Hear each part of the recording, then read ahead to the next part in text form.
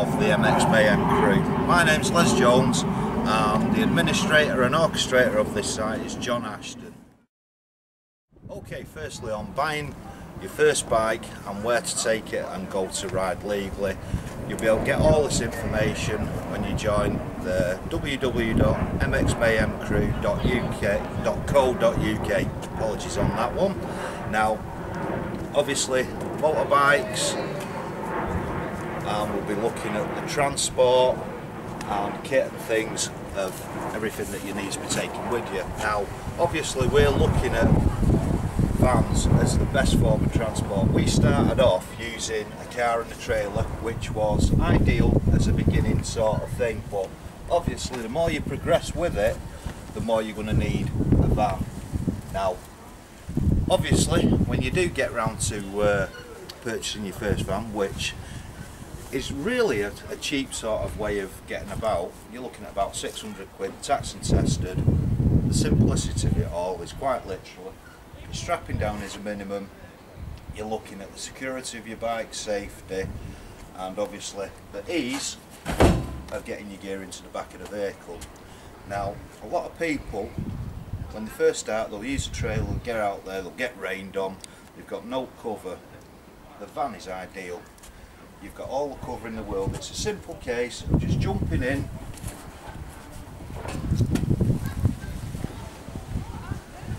and you can work on your bike. You're dry, you're safe from the elements, and God loving our country in those British summers, this is rare, very rare. 9 out of 10 you're going to get wet and you're going to get dirty.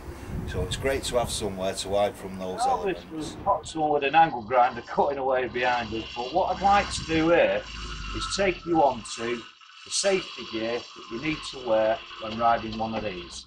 Now, the reason why I say one of these, I'm not highlighting the bike, is because the bike is the main part of riding, obviously, but to be protected when riding, you're going to have to be looking at what I have in this bag. Now, a lot of people think jeans, boots, tracksuit bottoms are great. Far from it. They will shred on dry dirt and turn into nothing. Now, I'm going to be pulling items out of the bag here and there, but we're going to start at the very bottom. The boots. As you can tell, well worn. They are the best form of protection that you can buy yourself. If anything, these will save the bottom half of your legs. Well strapped, waterproofed, great solid sole on them, lots of ankle protection all the way up to just underneath your kneecap. They will save you a lot of pain and suffering. Now, heading on from the kneecap, we're looking at knee protection. Now in here, I've got a part bionic knee protector.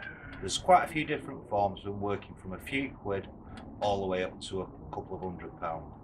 These are £30, sort of in the middle of the price range and very accessible.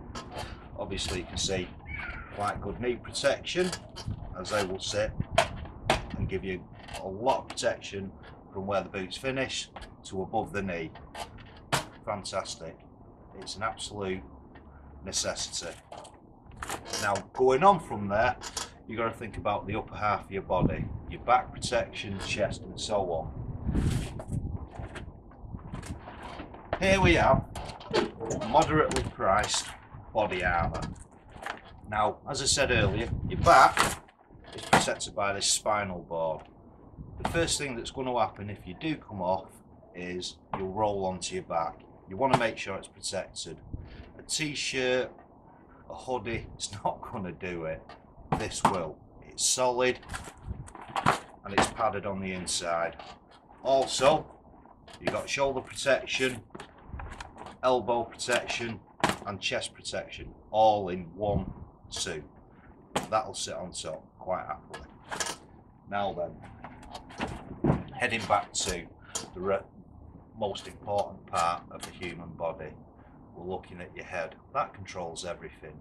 If you're riding around with a baseball cap on and you come off, it's going to hurt and there's a chance you might not survive. this is a moderately priced helmet. It's good value, it was brand new, it was only £30 odd. It's a great way to get running. Your head is protected. It'll stop all minor bumps. As you can tell, this one's well used again, and it's of a motocross style. Nice open face on it so you can see where you're going. Good peak protection from dust and small debris. If you tip your head forward, it'll protect your face. Now, to continue on from there, your eyes. You need to see where you're going. Now, there's a number of different eye protection you can get, but this is one of the cheapest. It's basic goggles with a lens, good cushion, and a strap. This goes right across the top of your helmet, protects the front of your face and your eyes, because you do need to see where you're going. We all do, and you don't want to get blinded out there. Now, to head on from all the protective gear, you need to be wearing a good quality suit. Now, this is my own personal suit, and as you can see, it's made of a good solid material. It's quite rugged, it takes a lot of pounding, and again, it's got a level of knee protection in there, but not much. It's always better to back it up with the undersuit. And on top of it all, just to keep the remainder of mud and things from hitting you, and to trap wind and help cool you down, the jersey. It's very lightweight, it's very basic, offers no protection whatsoever, but it covers up all your armour underneath. To sum it all up, the protective gear doesn't cost the earth. A lot of these items are easily accessible through eBay and various other websites, and you can buy second-hand gear as long as it's all in a good serviceable condition and that you give it a good checking over first. Personally speaking, I always say brand new as a personal thought to this, but it is, you know, you can buy it as a second-hand units to make it a nice, cheap and easy way to get into the sport. Obviously, these items are important. They will save your life and they won't cost you the earth, because at the end of the day, what is your life? www.mxmayhemcrew.co.uk, we will actually walk you through the step-by-step guide of going through your first bike. Now, obviously, a lot of people will be heading towards the machines that are a bit older, more accessible and cheaper. There's a number of things that you will need to look for on any bike that you decide to buy, whether it be an older bike or a newer bike in better condition, which is a lot more accessible for newer parts, readily available, and so on and so forth. Now, the things that you want to be looking for when you actually going to buy your bike are things like bearings, chain, checking things that shouldn't move other than the direction that they're made to move, by giving a quick wobble and seeing if it helps rattling. Now, when you come back to the engine, you're looking for things like cracks, expensive things that might need replacing or repairing.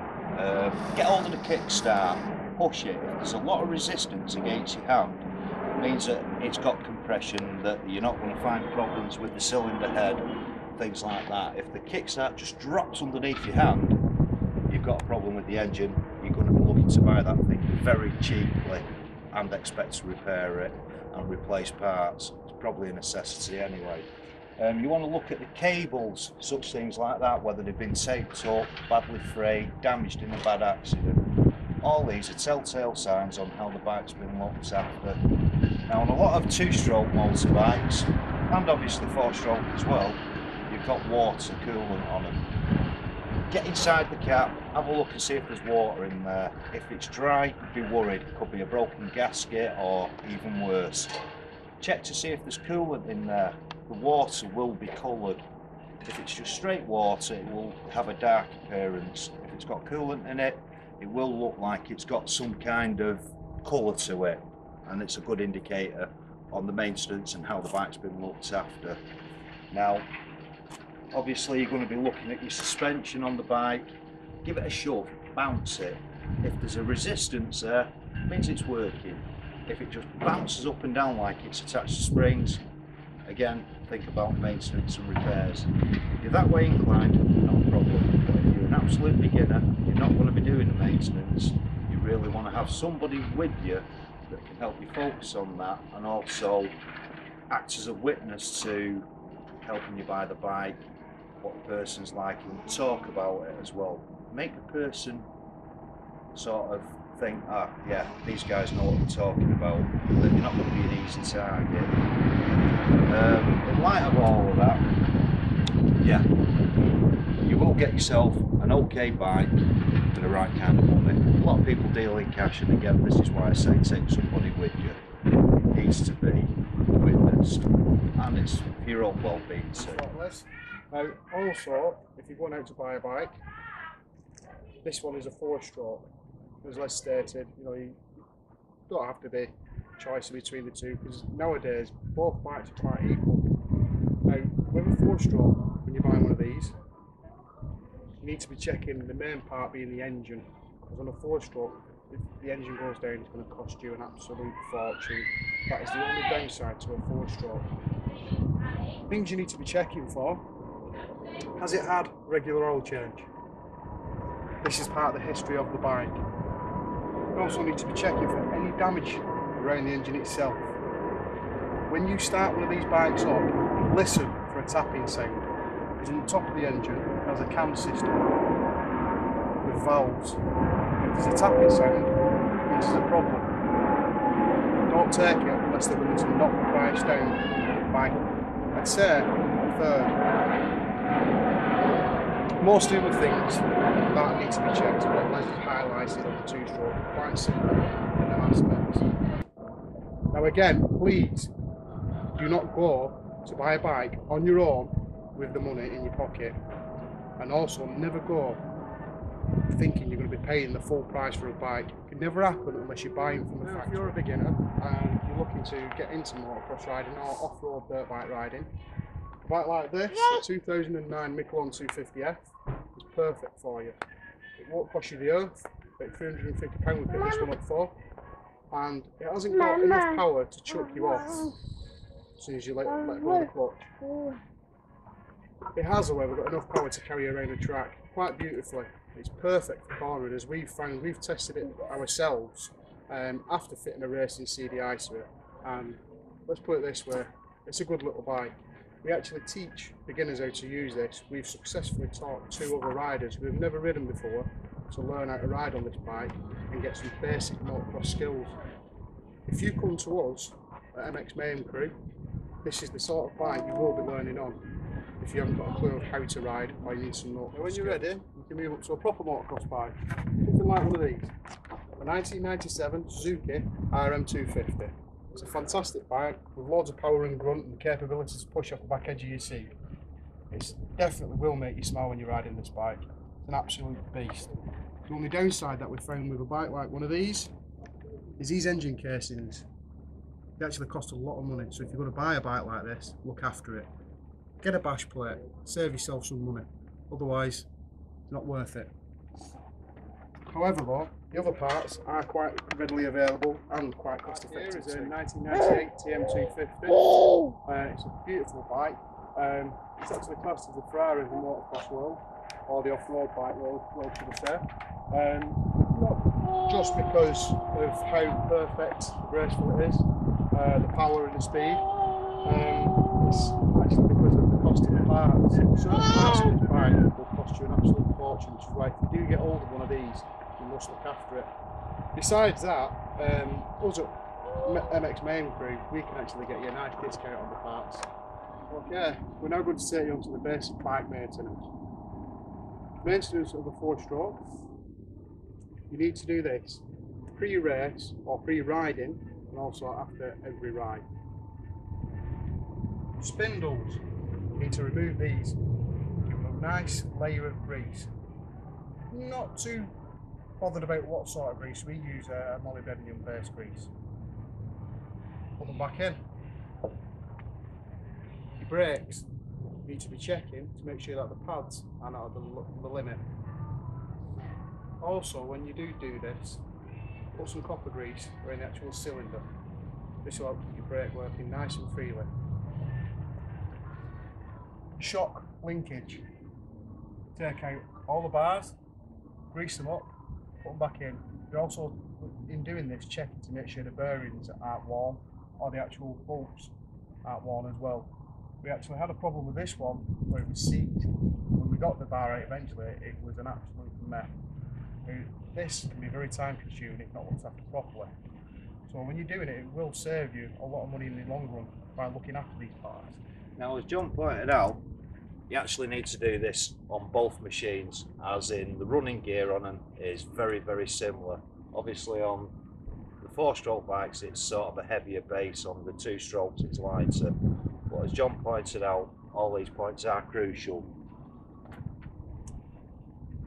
The engine on a 4-stroke is similar to a car engine in the point it needs a very regular oil change and filter. You can buy these oils and filters quite cheaply. Now, unless you're racing, you don't need to use a professional product. After you've done the engine checks and made sure that Maintenance? no, what's the example of those cams and Cams and cam chain. no, Followers. no, Guides. no, Valves. valves. Once you've done the oil change and the filter changes, you're also checking your valves, making sure that these are set right. And you better tell if something has gone out on them, because you can't put that on camera. What? I'm not doing anything. Yes, we can. We can. Yes, we can. We can. We We're can. supposed to be quite professional doing We are things being like that. professional. Right. Once you've done the oil and filter changes, you're going to be listening out in your engine for any tapping noises. This is like what we explained earlier when buying a bike. If there's no severe noises, then let's say that your valves are okay. You can check these yourself. You can get the settings and also the timing chain settings as well from our website, www.mxmayhemcrew.co.uk. On to Les. Right. Now then, ladies and gentlemen, as John's pointed out on the 4-stroke, a lot of good points to keep an eye on. Obviously, now we're looking at the 2-strokes. Now, these bikes are a lot more highly strung. And again, like John pointed out, checking things like the connections to the swing arm and frame. Other highlighted points that you need to keep an eye on the older bikes are obviously rust. Now, on older bikes, you're going to find that. Maybe even cracked frames and some points that have been welded. Be a little bit dubious about this because it may, mean that you need a new frame. Anyway, back to the 2-stroke engine. These engines deliver so much power all in one lump, where the 4-stroke evens it out through the rev range. With the 2-stroke, it's going to come at you in one big wallop, and you're quite literally going to be hanging on. So you need to be prepared for this if you've never ridden either of the bikes. Anyway, why am I feeling nervous? Back to the main parts of the 2-stroke. You need to keep an eye on things like piston slat, oils that have been used on it. Now, a good way to check. Still feeling nervous because I don't like it behind me. Where am I at? Piston slat. Piston slat, right, yeah. You're going to find that you've got reduced effort in the kickstart. Now obviously on this one it's been well maintained by John himself, which has lovingly restored this machine to its former glory. Now when you push down on it, it's got brilliant resistance and he's still sticking his thumbs up. But other little things as well that cost you money that a lot of people overlook is a kickstart. Does it return and click? Does it stay where it's supposed to? If you're riding and this thing's flapping around behind your leg, it can cause a nasty accident, especially if it hits you and you're unaware of it. It'll throw your concentration off by a mile. Accelerator. Have a feel of it. See what happens. If it springs back, it means it's been well serviced and looked after, and the slide in the carburettor is working as it should do. If it sticks, you could end up with a potential problem. Literally. I know about landing on my head. He's seen it. It's on film. exhaust. Try to get them started up. Out of the back of there, smoke will come out of it on the 2-stroke.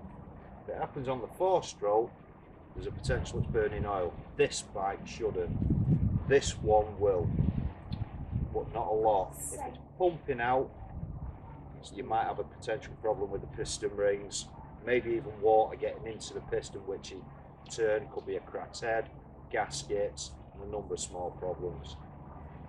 Well, basically, I think that's all we can give you at the moment in time with MX Mayhem Crew. If you need any more information, go to our website where we do have manuals for most bikes available. It's www.mxmayhemcrew.co.uk. Well, this just about covers everything for this episode. Maintenance, the info. We hope we've got everything that you need. We would like to thank our new sponsors, TM Racing UK, for climbing on board. Any information that you do need on manuals, parts, buying bikes, where to ride, memberships and stuff, go to www.mxmayhemcrew.co.uk.